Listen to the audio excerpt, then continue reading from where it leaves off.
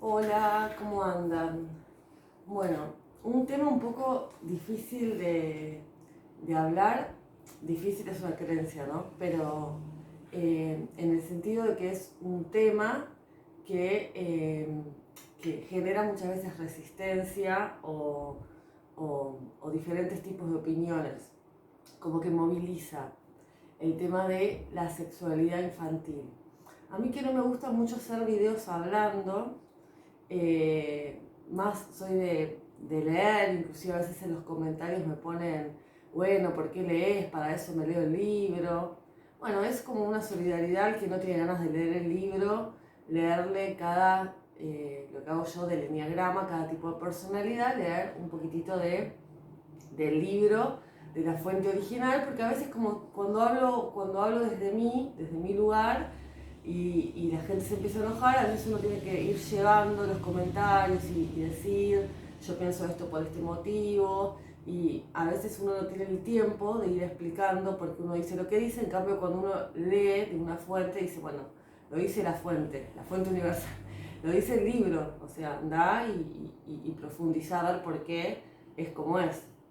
O sea, no, es como un ahorro de tiempo en algún punto, un ahorro de tiempo para el que no quiere leer y que quiere saber solamente cómo es un subtipo específico de personalidad.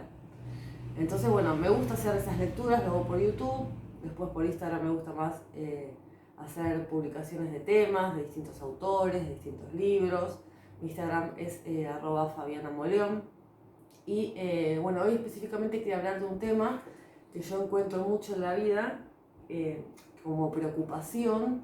Y digo, esto capaz que a mí no me gusta hablar, pero digo, no, este tema preocupa a muchísima gente, casi a todos. Digo, entonces, capaz que escuchar algo de esto alivia a alguien y lo tengo que hacer, aunque no me guste hacer videos hablando y, y sin un libro que me brinde la seguridad de decir, bueno, cualquier comentario yo no tengo que responder.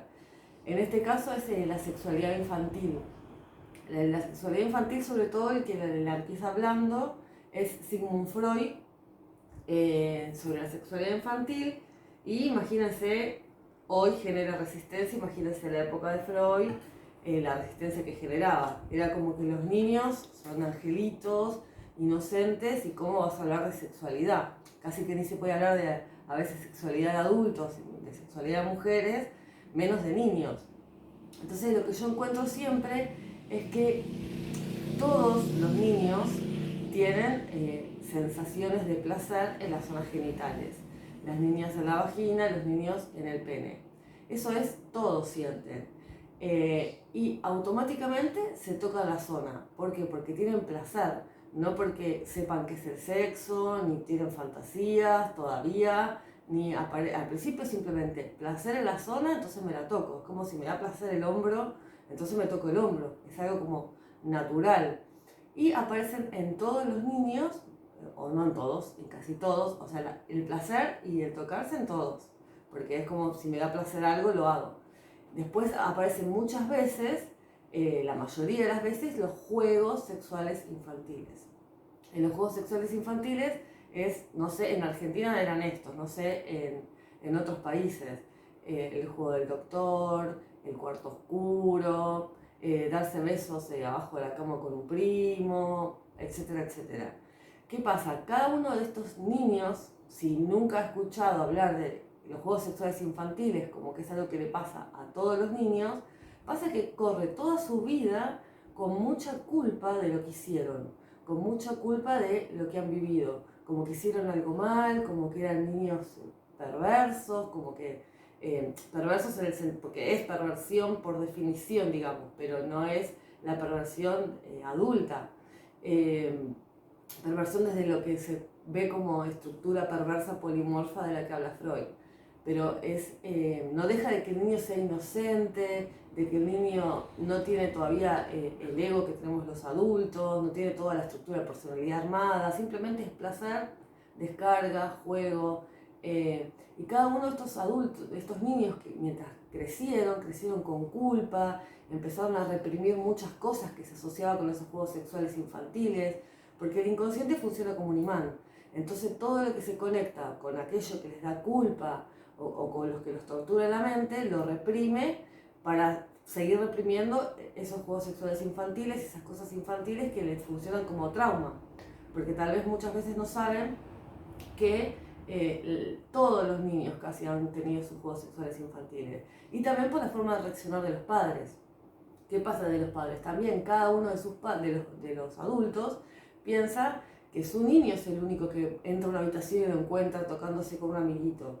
Piensa que es el único y que su hijo está mal, que está enfermo, que es un sexópata, y les genera mucha angustia porque no saben que es algo natural. Entonces yo digo, casi que lo único que yo quería decir es que es algo natural.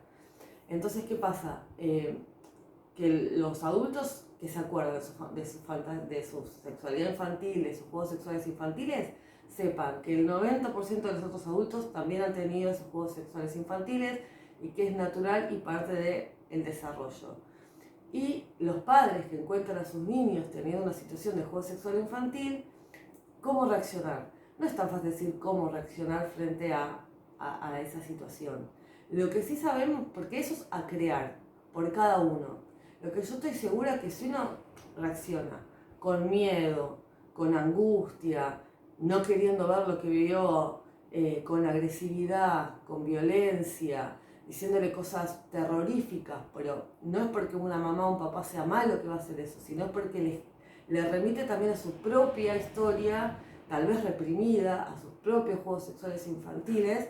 Entonces automáticamente surge el rechazo, el no querer ver lo que vio, el cómo te vas a hacer eso, pero te vas a morir, y cosas muy violentas muchas veces desde el miedo.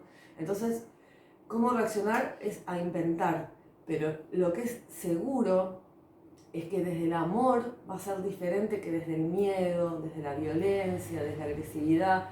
Una vez que estoy segura que pierdan el miedo y saber que es algo natural, que le pasó a la mayoría de los niños y que no pasa nada, que el niño no deja de ser igual una ternura y el inocente, solamente que sienten placer, se tocan, si están con un amiguito se puede llegar a tocar. Obviamente que uno tiene que poner un límite y un corte ahí, pero desde el amor va a ser muy diferente que desde el miedo, desde la violencia, desde el propio trauma. Siempre que uno toca la herida propia, va a reaccionar desde el miedo y desde la angustia y puede llegar a ser desde la agresividad. Eso es lo que no le va a servir al chiquitito en ese momento. Si actúan desde el amor y desde saber que es algo natural, la forma la van a crear ustedes, pero estoy segura que va a ser diferente.